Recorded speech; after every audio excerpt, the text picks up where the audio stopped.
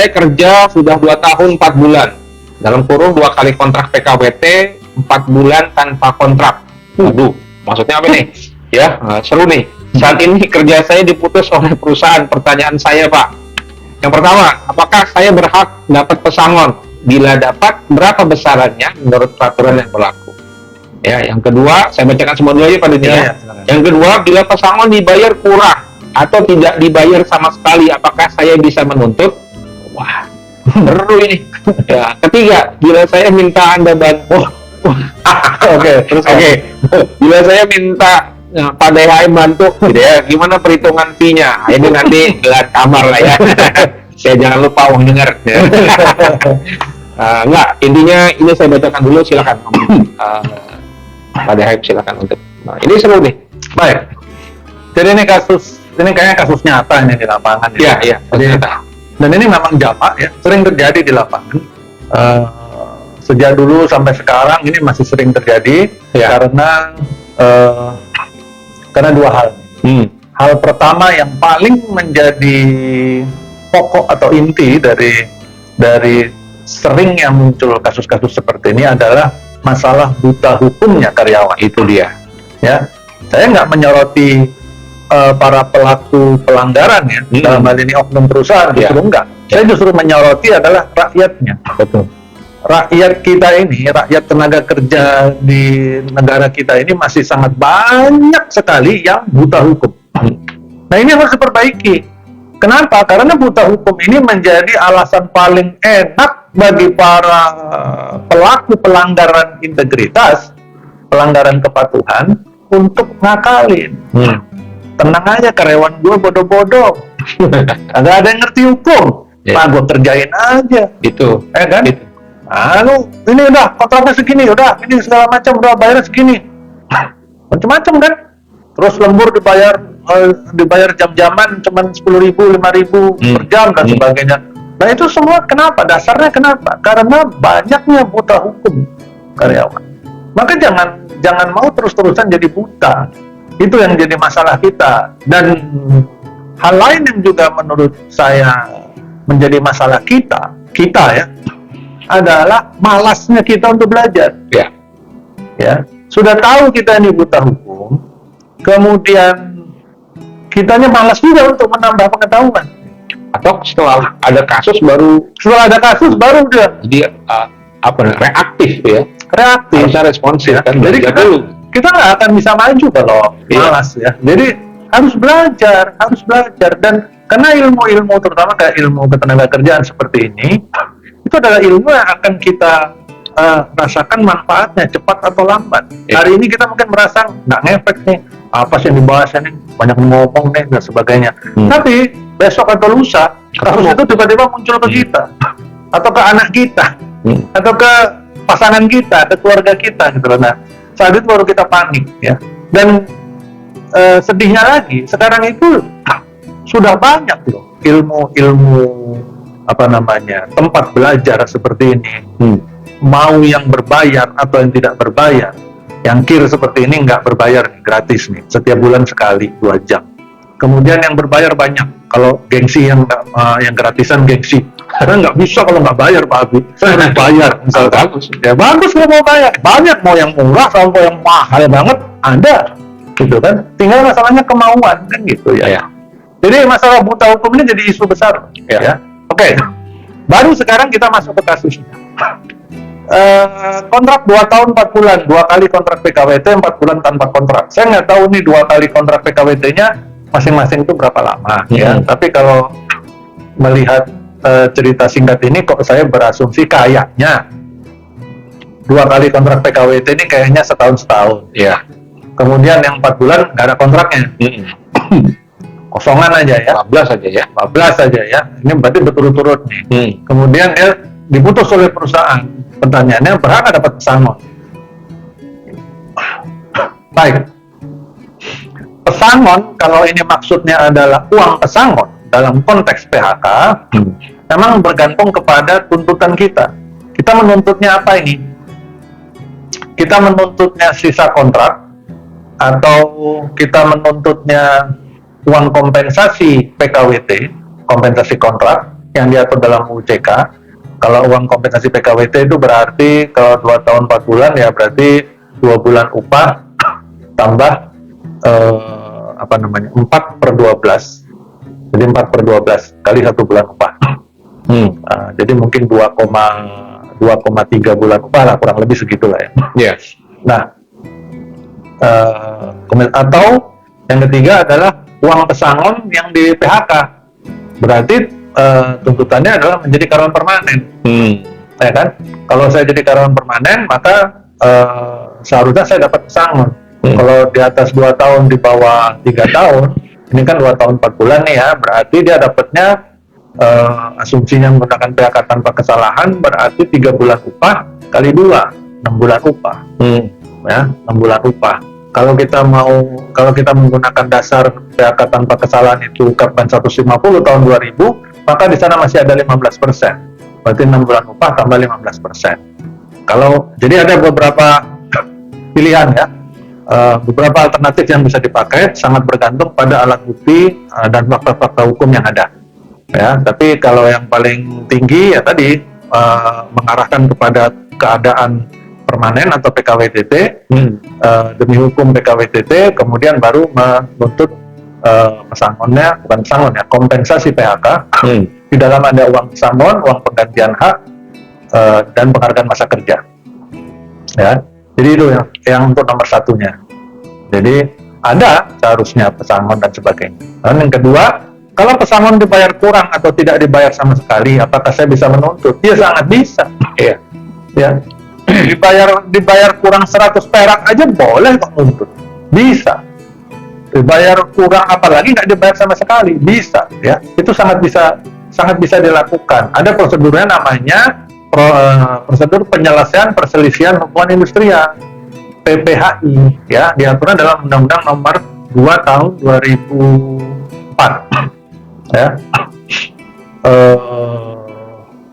Di sana ada diatur beberapa prosesnya. Pertama mulai dari bipartit, kemudian mediasi, kemudian pengadilan hubungan industrial, baru terakhir Mahkamah Agung. Kurang lebih seperti itu ya. Jadi ada, dan itu sangat bisa menuntut. Nanti pertanyaannya berikutnya adalah ke siapa, bukan ke siapa. Apakah saya bisa tuntut sendiri atau harus menggunakan kuasa hukum? Ya. Kedua-duanya dimungkinkan. Menggunakan kuasa hukum dimungkinkan, berjalan sendiri juga boleh. Ya. Jadi kita karyawan pada saat ingin mengajukan gugatan itu maju sendiri nggak dilarang. Boleh Pak Abi. Dia nggak harus menggunakan kuasa hukum, boleh sepanjang dia paham caranya, triknya, prosedurnya dia paham, maka dia boleh saja karena dia bersangkutan sendiri. Ya itu boleh, nggak dilarang. Nah masalahnya kan banyak yang nggak paham. Ya kalau nggak paham dan dia mau jalan sendiri, memaksakan jalan sendiri ya silakan. Cuman resikonya tinggi karena di dalam proses beracara di setiap tahapan itu kan banyak trik-trik dan sebagainya yang suka dilakukan oleh pihak yang berlawanan kan gitu.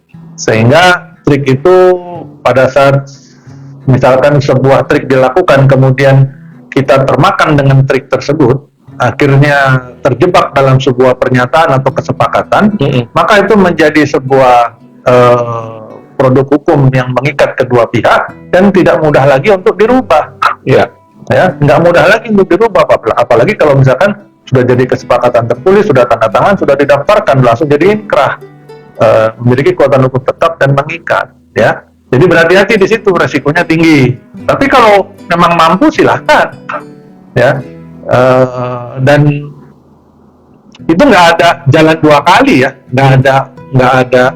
Kalau istilah dulu, saya nggak tahu istilah bahasa Indonesia-nya apa ya Pak Abi, tapi kalau waktu saya kecil dulu kalau lagi main terus pengen diulang, pernah balik kucing dulu Pak. Iya. Jadi nggak ada balik kucing gitu, diulang gitu nggak ada. Udah sampai pengadilan misalkan, terus tiba-tiba dia nggak pede si karyawan. Udahlah, batalin lah, ulangi lagi dari nol. Nggak bisa, apalagi kalau sampai putusan hakim udah keluar, udah nggak bisa diulang lagi kasusnya. Jadi sudah terima aja sih itu. Ya maka kita harus berhati-hati. Nah, apabila kita tidak yakin dengan kemampuan kita sendiri, maka kita bisa menggunakan bantuan orang yang lebih profesional atau yang sangat memahami di bidangnya. Iya. Kuasa hukum, Kuasa siapa saja adalah orang-orang yang memang bisa beracara di sana kalau sampai ke pengadilan. Serikat boleh nggak? Boleh, serikat. Apakah harus serikat di perusahaan? Nggak harus. Kalau di perusahaan nggak punya serikat, atau ada serikat yang nggak mau bantuin, atau ada serikat yang mungkin justru berdiri di pihak perusahaan, ada nggak tuh? Dan ada. Beberapa hari yang lalu di YouTube-nya DHM baru ada tuh.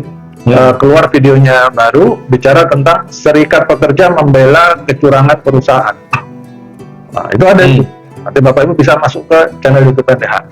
Di sana ada, dan itu berdasarkan pertanyaan kasus nyata yang muncul dari teman-teman di lapangan. Ya, jadi kalau serikatnya nggak ada atau serikatnya nggak dipercaya di perusahaan itu, pakai serikat lain boleh nggak? Boleh. Serikat di perusahaan tetangga boleh nggak? Nggak dilarang. Pakai DPC, boleh, silakan. Kalau pakai LBH boleh nggak? Boleh. Pakai advokat boleh nggak? Boleh. Ya. Jadi pakai advokat yang profesional itu boleh. Pakai LBH, BBH, Biro Bantuan Hukum, boleh. Yang berbayar ataupun yang tidak berbayar, pro bono, itu boleh saja. Ya, silahkan. Nah, itu bisa dilakukan oleh kita sebagai pihak yang akan memberikan kuasa.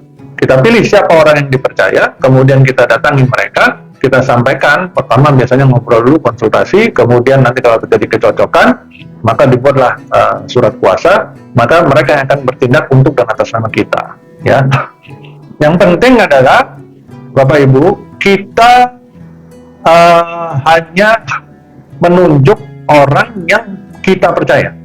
Ya. Jadi kalau kita nggak percaya sama orang itu, ya jangan ditunjuk, jangan coba-coba gitu. Udah, mending cari yang lain. Gitu. Ya. Kalau masalah fee dan sebagainya itu sebuah kesepakatan yang sifatnya khusus antara si prinsipal dengan si kuasanya. Bapak Ibu sebagai pemberi kuasa dan si penerima kuasanya. Apakah itu di timnya DHM, apakah itu di tim yang lain, teman-teman di luar sana, atau ke LBH, atau bahkan ada yang pro bono, silahkan kalau memenuhi syarat untuk itu. Ya, jadi begitu gambarannya. Nah, untuk diketahui sedikit tentang kasus ini, atau tentang masalah kuasa hukum tadi Pak Abi, bisa nggak sih, mungkin nggak si karyawan itu maju sendiri? Mungkin. Kebetulan DHM sekarang saya sedang menyelesaikan bukunya yang ketiga. Jadi kan sudah 2 nih ya Pak Abi bukunya DHM. Yang ketiga ini yang mau saya selesaikan adalah menceritakan bagaimana kita sebagai karyawan individu bisa beracara sendiri. Jadi ini mudah-mudahan semacam panduan lah. Mudah-mudahan bisa jadi pegangan, panduan buat teman-teman semua karyawan, individu karyawan, ya, semacam itulah. Sehingga kita bisa tahu kapan waktunya kita menggunakan kuasa, kapan kita bisa jalan sendiri, ya kan? Secara cost buat kita pribadi sebagai individu itu akan sangat membantu kan? Ya, kalau kita menggunakan proses yang berbayar, kan begitu. Ada saatnya di mana kita harus sudah memberikan kepada yang ahli. Sama seperti kalau kita ke dokter, ya kan? Iya. Ada saatnya kita masih bisa upayakan sendiri, minum jamu, herbal, olahraga, menggunakan terapi-terapi tertentu, ya kan? Kita belajar dulu itu. Baru setelah itu tidak selesai, tidak sembuh, apabila sakit berlanjut, hubungi dokter. Kan begitu tuh. Baru kita ke dokter. Nah, kalau ke dokter kan ya mau nggak mau bayar, kan begitu. Kenapa ya? Karena kita harus menghargai profesionalisme mereka. Betul. Ya, itu yang perlu kita perhatikan. Mudah-mudahan nanti kalau buku udah selesai, kebetulan buku yang pertama itu ada hard copy, yang kedua dan seterusnya kemungkinan besar DHM tidak membuat buku secara fisik, e-book ya, tapi menggunakannya e-book semua. Ya. Jadi kami menggunakannya e-book. Jadi nanti silahkan bisa dibeli, akses membacanya, dan bisa menjadi masukan buat Bapak Ibu semua. Ya. Demikian kurang lebih Pak Abi.